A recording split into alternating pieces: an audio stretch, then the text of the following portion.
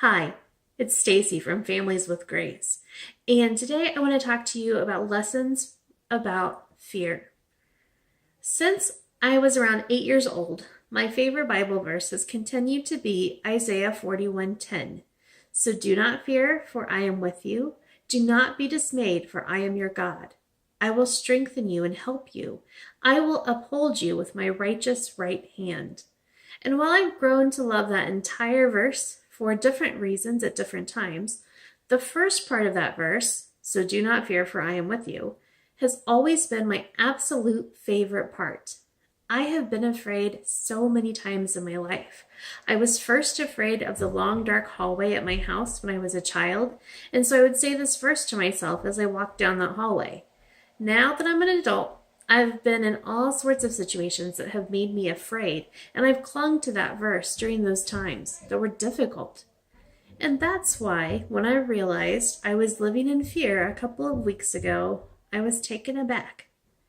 I'm not saying that thanks to this verse that I'm never afraid, because I totally am, but I didn't realize that I had let a new fear creep in and really affect my life. In fact, it was verging on becoming a full-blown phobia. I have been afraid, nearly terrified, to physically do anything out of the ordinary. Jump on a trampoline with my kids? Nope. Run after them in a game of chase? Nope. Do jumping jacks in the living room with them? I don't know why, but that comes up a lot around here. Nope. I don't want to get hurt. And here's the thing, my fear is founded. I have health struggles. I've spent the last 11 months feeling the best I felt in years. I've had some relief from my bladder condition, interstitial cystitis, as long as I maintain an icy-friendly diet, take my medicine, and don't lift heavy things. My fibromyalgia has been its own sort of bear. It's been manageable but difficult. It does affect my daily life though. However, for the past 11 months, overall, I have been able to live like a so-called normal person about 85% of the time, which is incredibly good. So why am I scared? I'm scared for it to stop, and it's been holding me back. Yes, I'm scared to try eating new foods at new restaurants because what if it sets off a bladder flare that lasts for days or months? Yes, I'm scared to jump on a trampoline with my kids because what if it causes prolapse issues, undoes surgical repairs, flares my bladder or flares my fibro, or all of the above? Yes, I am scared to try helping my child go across the monkey bars because what if I again end up not being able to use my arms for a week and have to sleep in the recliner in pain for days, like that one time I did so? Some of that fear is normal and it's founded. It's sort of like we have a fear of putting our hands in an open flame because we know it will hurt us. That fear is good, it keeps us safe. But what happens when that fear gets out of control? What happens when it grows to the point that you stop living life? That's where trouble happens. I've spent these past 11 months struggling with that very balance. Should I dare go on a roller coaster and risk hurting my entire body? Should I dare go swimming in the hotel pool with my kids and risk the chlorine causing an icy flare? Should I go down the slide at the playground when my son asks me to because I might bump something and hurt myself? Those are all issues I faced in the last 11 months and so many others. Finding the balance of healthy fear is challenging when you have chronic pain conditions. Making them worse is the last thing you want to do. I worry if I go on the roller coaster that I won't be able to enjoy the rest of the amusement park with my kids. I worry that if I go swimming that I'll end up in an icy flare, which means I won't be able to walk around the zoo with my kids the next day.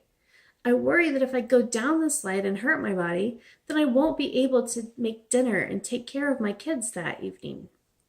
These worries and fears aren't out of left field, but they are also slowly robbing me of life. Life is about risk. Sometimes I have to be willing to take risks, and each person's risk-taking looks different. While my risk right now is doing something that may cause me more pain, your risk may be doing something that sends you out of your comfort zone in new ways. But it all comes down to fear. We're afraid of failing. We're afraid of the consequences. We're afraid it will be more than we can handle. But if we go back to my favorite verse, we find that no matter what happens when we take a risk, that God is right there with us. We don't have to fear, for he is not only with us, but he also promises to hold us in his hand. We don't need to take unnecessary risks. However, sometimes we do need to just let go and trust that even if the risk ends badly, God will be there to catch us. You know what? I did go on that roller coaster, and I learned that I can't handle them as well as I used to. But I also learned that it didn't ruin my trip or my time with my kids. I was still able to go through the amusement park with them and make good memories. And I opted to swim with them. I picked the last night before heading home so that if I did go into a flare from the chlorine, it wouldn't affect our plans. But you know what? I didn't even have a flare that time. And most recently, I opted to go down the slide at the playground. Yeah, it hurt my arm, but only for a short while afterwards, and not even enough to stop me from playing or stop me from climbing up the floating steps after my son, who thought it was absolutely fabulous that Mommy was willing to do those things with him. Life is full of choices and risks. I am choosing this year to let some of my fears for risk-taking go. I am choosing to say yes when I'm worried it might hurt, physically or emotionally. I am choosing to remember that no matter what I decide, God is right there upholding me with his righteous right hand. I don't have to live my life in fear, and neither do you. Thanks.